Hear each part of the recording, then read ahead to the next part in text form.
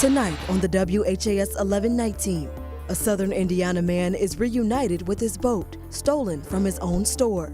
How social media played a huge role. But I think this is an example of how it can bring us together and you know, lead to a positive outcome. And food justice advocates are calling for better access to fresh food in Louisville's West End. Then, did you miss the Pegasus Parade? We've got you covered with the sights and sounds of one of the Kentucky Derby Festival's most anticipated events. The WHAS 11 night team starts now.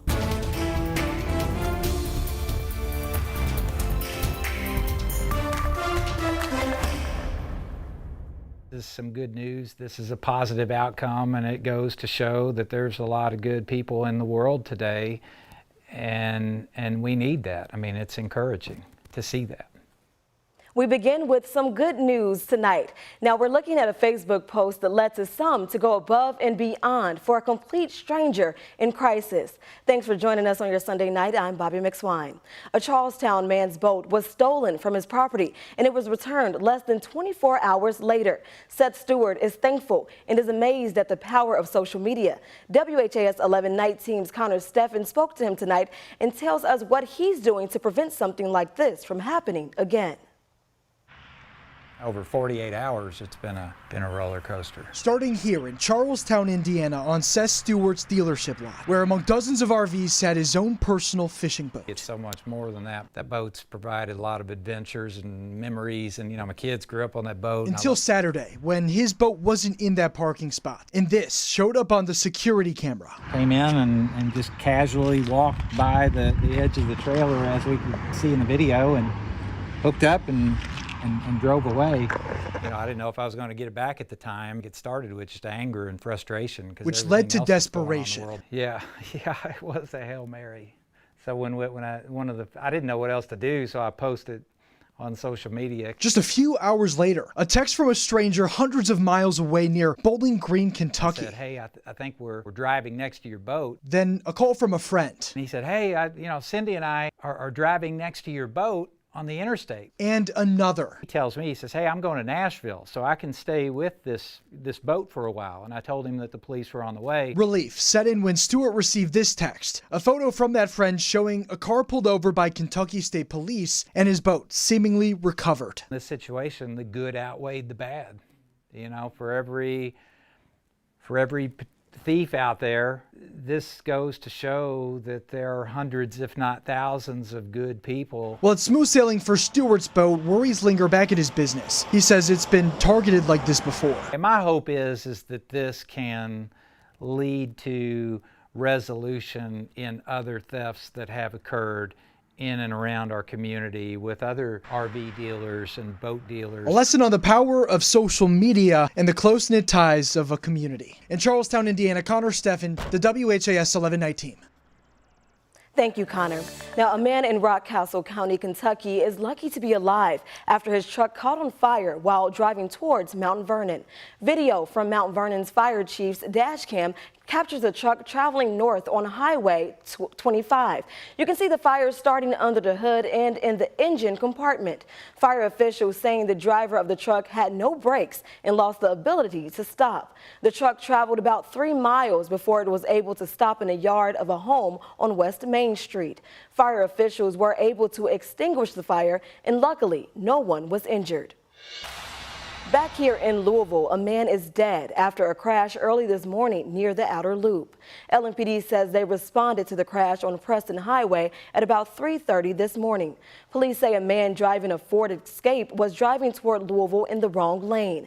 LMPD says the Escape sideswiped another car before crashing head-on into a F-150 heading towards the outer loop.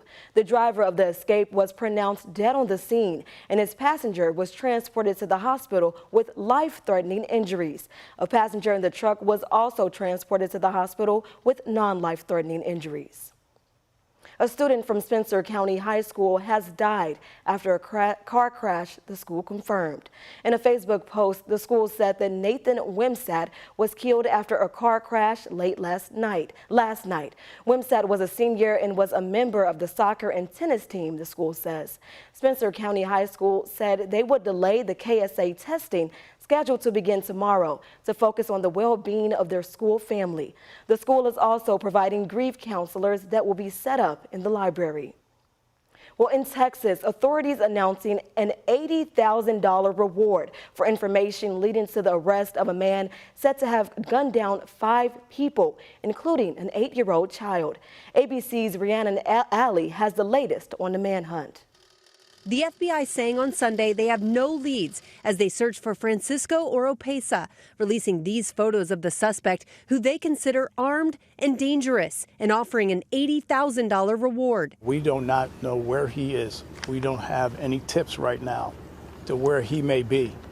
And that's why we've come up with this reward so that hopefully somebody out there can call us. At least 200 law enforcement officers from multiple agencies, including the FBI, are searching for the 38-year-old suspect. He's accused of gunning down 5 victims inside a home in Cleveland, Texas, north of Houston. Diana Velasquez Alvarado, Julissa Molina Rivera, Jose Jonathan Casares, and mother and son, Sonia Argentina Guzman Tybot and Daniel Enrique Lazo Guzman, all from Honduras. Authorities say 2 of the women who died were found lying on top of surviving children, covered in blood. 5 people died in my county, and that is where my heart is. Authorities say Oropesa was firing an AR-15 on his porch for fun when Wilson Garcia, who lives next door, asked him to stop because the noise was scaring his infant son. Authorities say the suspect, allegedly drunk and enraged, then stormed into Garcia's house and began shooting. I never had a problem with him, Garcia says.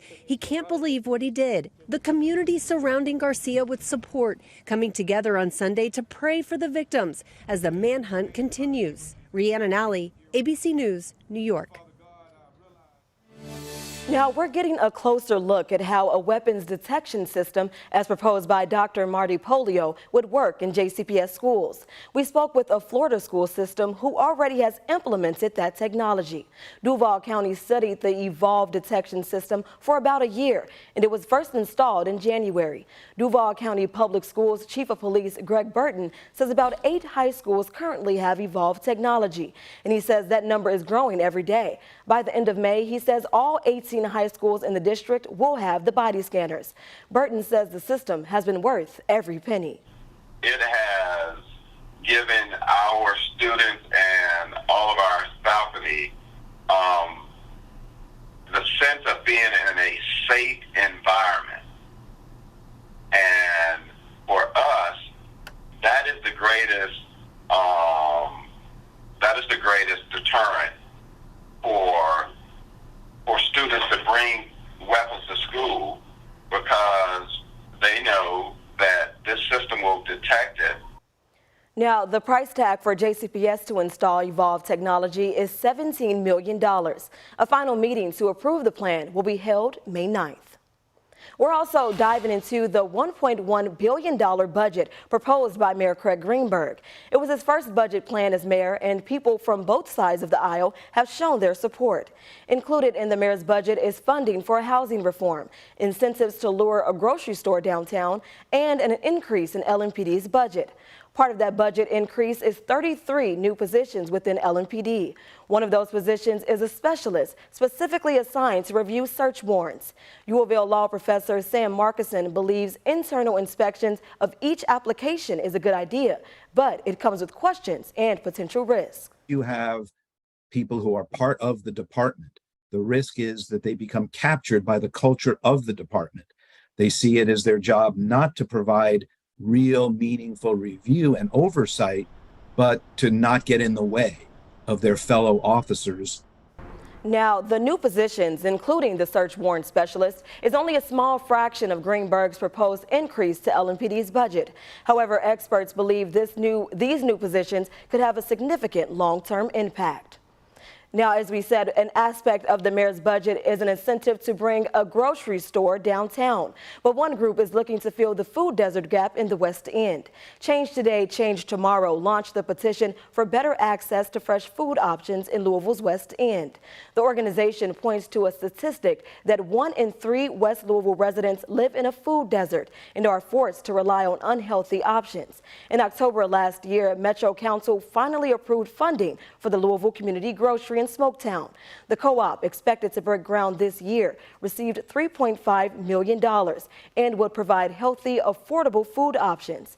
If you'd like to become a part owner of the co-op and if you'd like to sign the petition, visit our website at WHAS11.com. A partial victory for those who challenged the removal of the Castleman statue from the Cherokee Triangle in the summer of 2020. The Kentucky Supreme Court says it was improperly removed. Crews whisked it away to storage after it was repeatedly vandalized during the June 2020 Breonna Taylor protest. The Supreme Court did not rule on whether or not Castleman was a Confederate racist, but rather how former Mayor Greg Fisher had it removed. We spoke to Steve Weiser of the group that sued the city, Friends of Louisville Public Art. The reason for how it got removed was that the mayor who was wanting it to be removed had 3 of his appointees on the commission that voted for its removal. And so he basically stacked the deck against us. Now, the Supreme Court agreed with Steve Weiser and Friends of Public Art's assertion that 2 members of the Landmark Commission had a direct conflict of interest in the decision. We asked Mayor Greenberg if he would pick the statue and put the statue back up should the decision come back to him. He told us no. The case is heading back to Jefferson County Circuit Court to start all over. Weiser says his group will meet to decide their next move. The statue currently is sitting right here in storage at Lexington and Payne, and that's where it will stay for now.